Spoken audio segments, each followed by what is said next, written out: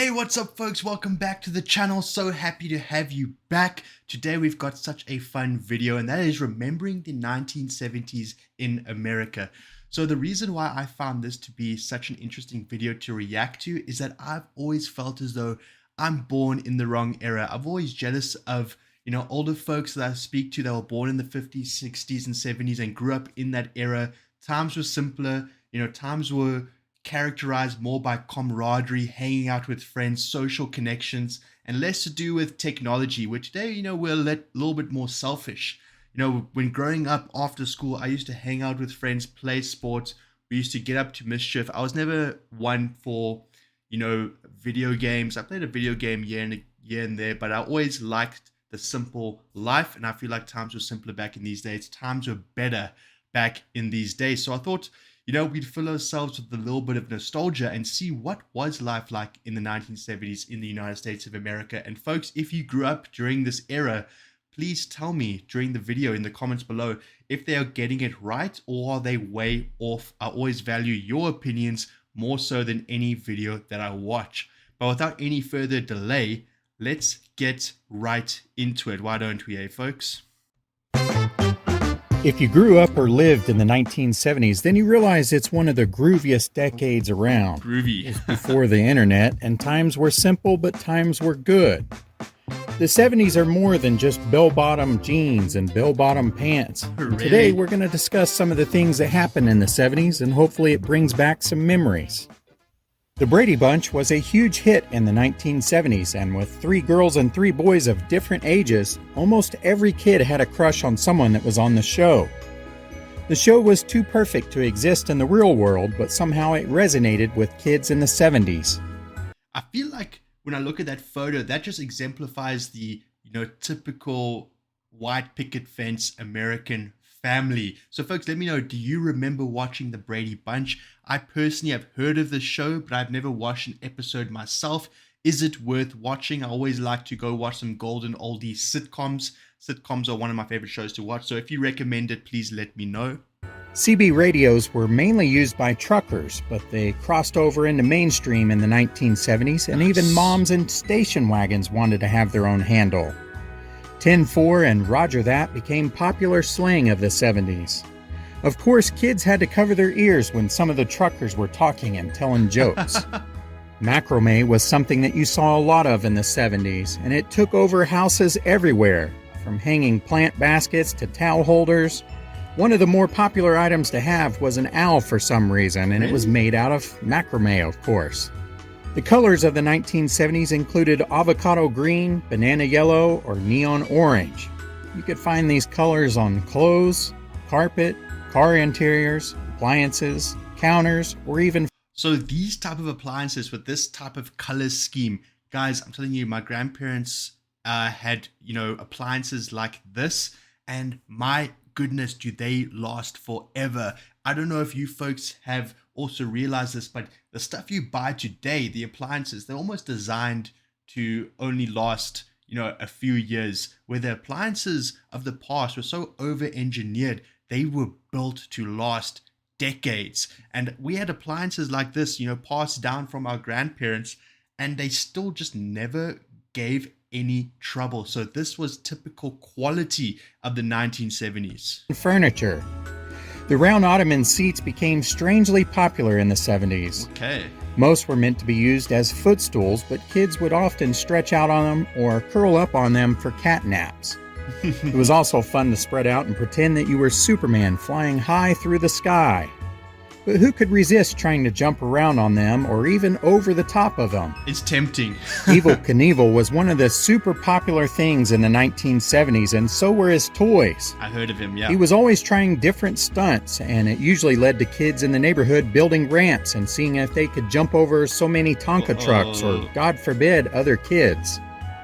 The lunchboxes in the 1970s were tough, and they were meant to protect your peanut butter and jelly sandwich from bomb blasts. Plastic or material lunch bags of today just wouldn't have cut it. Oh. The best thing about these old boxes is they came with your favorite characters on them. Could be Superman, Batman, Evel Knievel, or one of the many others that was out at the time. So far, folks, do these objects bring back some memory? Does it evoke a feeling of nostalgia so far? Because I can imagine something like a lunchbox, something you took to school, to bring back those memories that you've lost. That must definitely give you some sort of nostalgia. You weren't cool unless you had one, and what you had said a lot about your personality. 1976 was a bicentennial year, making the people across the country super patriotic. Clothing, parades, fireworks. So obviously, American viewers, you don't need me to tell you this, but I've got a lot of non-American viewers that also want to learn about America. The reason it was a bicentennial year is, the American Revolutionary War took place in 1776. So obviously 200 years later would have been 1976, hence the bicentennial year. Revolutionary War reenactments and more took over the nation and occurred everywhere. Comics, Back then, it was cool to wear the red, white, and blue. One of the biggest scams of the 1970s was pet rocks. It was a hot item for a short time, and many kids wanted them. The funny thing was, most kids never even felt foolish about having them. As quick as they came in, they went out, but that wasn't before making the inventor of the toy a millionaire. What? In the 70s, it seemed like crazy. Everyone's mother was selling Tupperware or Avon products. Right. And if they weren't, then they were going to Tupperware parties and bringing home the goods. These containers came in the traditional avocado green, yellow, and orange colors of the time. They were super durable, and not even a tornado could pull that lid off. Oh, yeah. Tang hit the market in November of 1970, and they marketed their instant beverage as a nutrition of choice for astronauts everywhere. The problem was, Buzz Aldrin, the second man on the moon, said he wasn't even a fan of Tang. Oh, no. The taste was vaguely like oranges, but for a while we all wanted to drink the beverage to see if it made us smarter. Imagine you marketing something as something an astronaut would drink, and then one of the most famous astronauts, Buzz Aldrin, says he doesn't even like it. That just puts your marketing scheme into the ground. Damn, Buzz. The 70s was really about going all out and having lots of flair. Cars were no exception to this rule.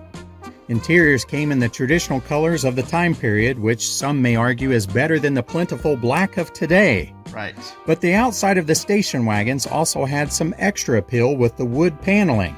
Yeah. It wasn't actually real wood, but it was a realistic looking wood that was actually vinyl siding.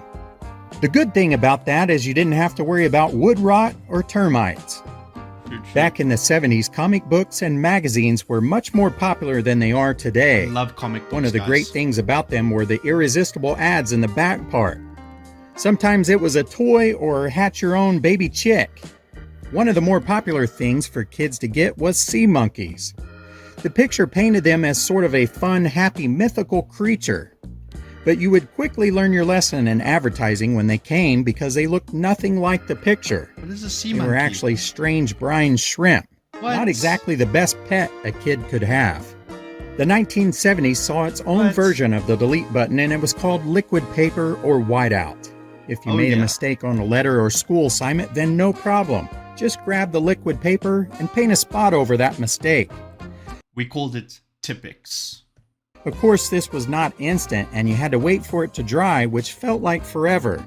This would lead to everyone growing impatient, and they would start blowing on the paper. Yeah. It did speed up the process, but they looked ridiculous at the same time. When it finally dried, there was a good chance you lost your train of thought. Aluminum cans in the 70s were completely different than how they are today. Why? For starters, they really were more like a cylinder, but the biggest difference was on top. In order to open the can, you had a pull ring which would tear open a small wedge shape on top of the aluminum can. Sometimes kids would bend these pull tabs and make necklaces out of them, but most of the time they were just thrown down on the ground. Did you folks ever do that? These pull tabs were all over parks and in waters and swimming areas everywhere. Injuries would then happen when people would accidentally step on these pull tabs. This would cut them really bad. This eventually forced the beer and soda cans to overhaul the pull tabs, making the world a safer and cleaner place. One story that happened in the 1970s captivated people like no other story before. Patty Hurst was the granddaughter of a newspaper publishing titan, William Randolph Hearst, and her story was something like out of a Hollywood movie. In 1974, Patty was kidnapped by the Symbionese Liberation Army. What? She then changed her name to Tanya and grew quite fond of her kidnappers. No ways. She ended up joining forces with her captors and then helped them rob banks in San Francisco. The story was so unbelievable that it left people wondering if it was really happening or not. Bicycle helmets were something that was unheard of in the 70s for the most part. It was. Folks, what do you call that? I believe you call it Stockholm Syndrome, right? When you get kidnapped and you grow affection to your kidnapper. That is just an unbelievable story that I have never heard. Folks, do you remember that story? And what were you thinking when that story came out? I'd be very interested to know. Wasn't cool. It usually meant that you were a weirdo or you were recovering from a serious cranial injury. Wearing Back a helmet? then, we just all learned how to take an injury on the old noggin. Oh boy. Some kids did suffer serious consequences of not wearing a helmet. Even if you could care less about politics, everyone was vaguely aware that something bad was happening in Washington. It was the topic of many dinner conversations, and the evening news was relentless on reporting each and every new detail. Seeing the disgraced Richard Nixon leave the White House forever and then board a helicopter was one of the most unforgettable moments of television history in the 1970s. As a kid in the 70s, you had only one opportunity to watch your favorite cartoon characters, and that was on Saturday mornings. If you missed it, then it seemed like you had to wait forever until the next Saturday morning rolled around. It certainly wasn't possible for a kid to watch every cartoon ever made with the press of just a button. Love Tom and Jerry. Kids today will never understand. Folks, so that is my favorite cartoon of all time, Tom and Jerry. My goodness, I harbor so many fond memories watching that cartoon back in the day. And the hardships of waiting for their favorite cartoon to appear on television. Before the days of cell phones capturing photos, many people had Polaroid cameras. Right.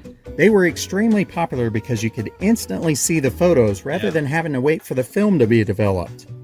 This made family photos better, but at the same time, you did have to wait for the instant photos to develop.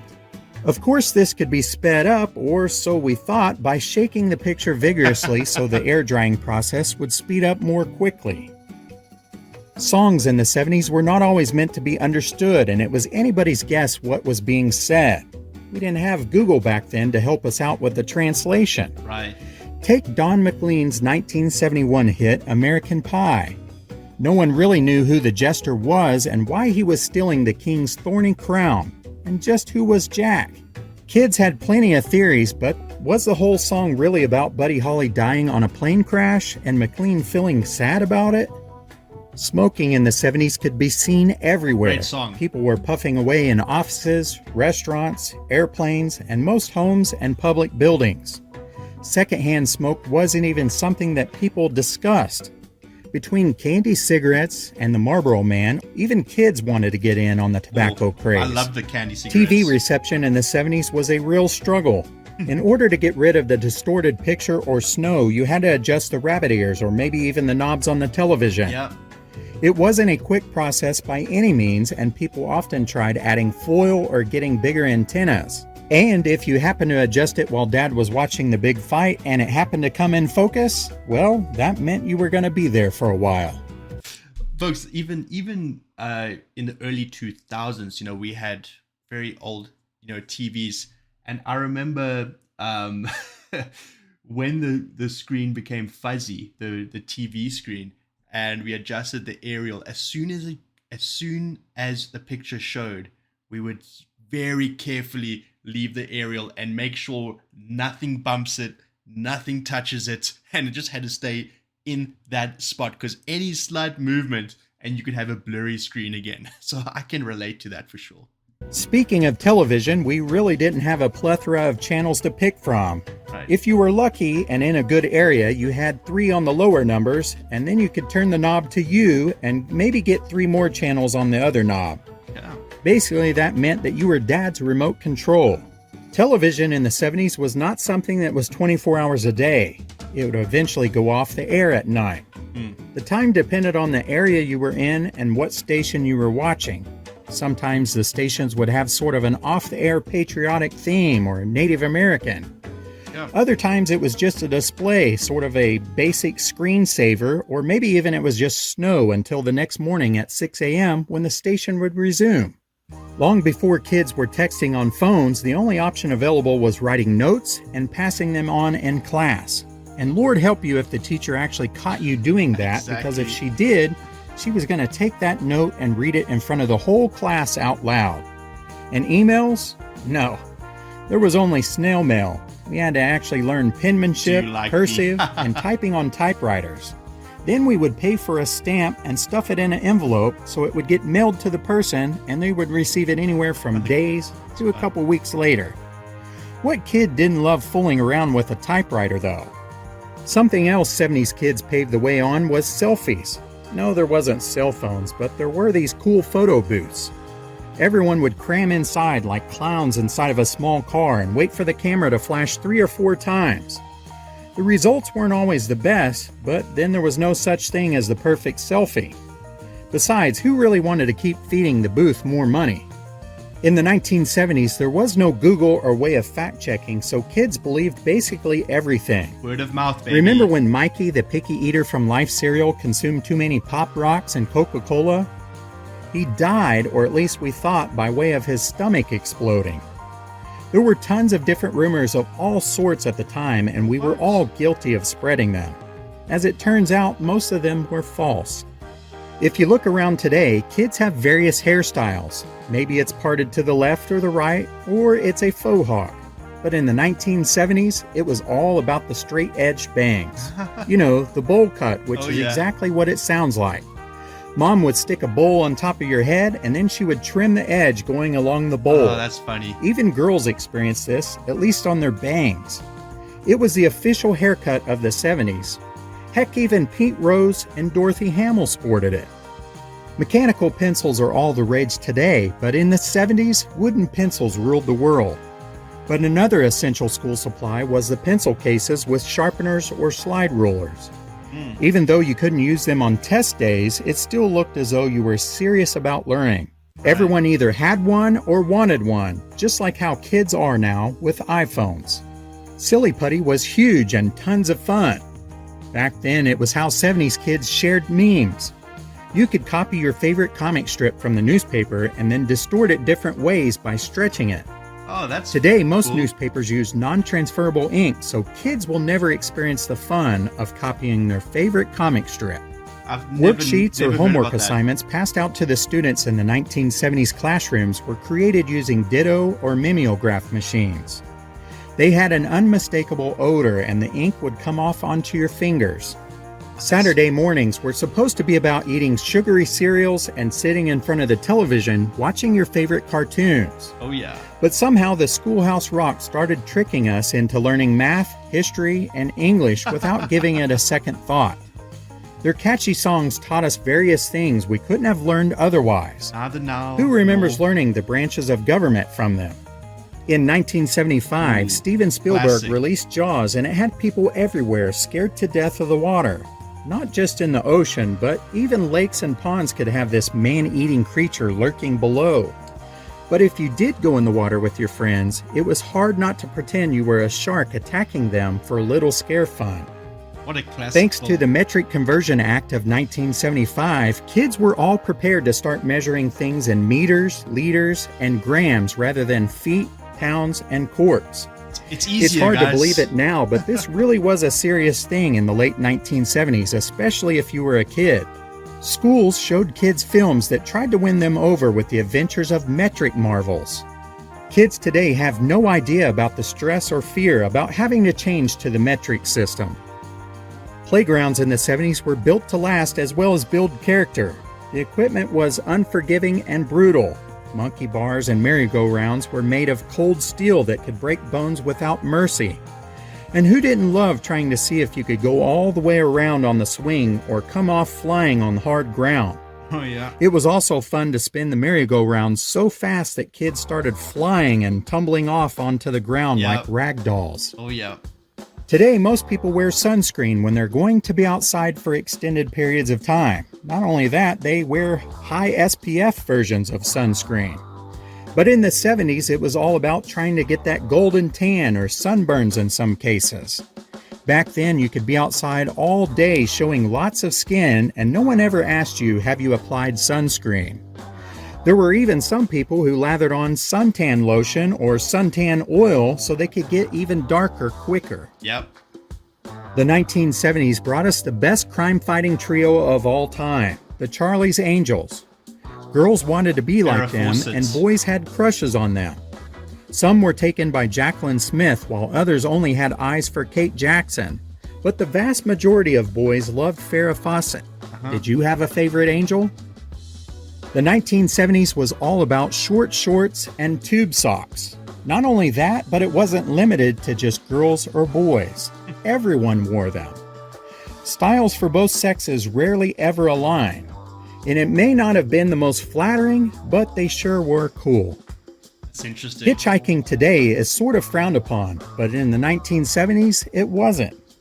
If you didn't have a car or no money, no problem.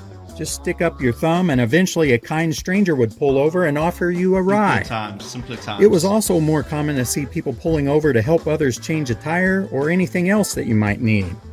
Nowadays, people seem to keep on going unless you're in a small town. Television in the 1970s was not the same as it is today. There wasn't an endless amount of channels or anything that could play on demand.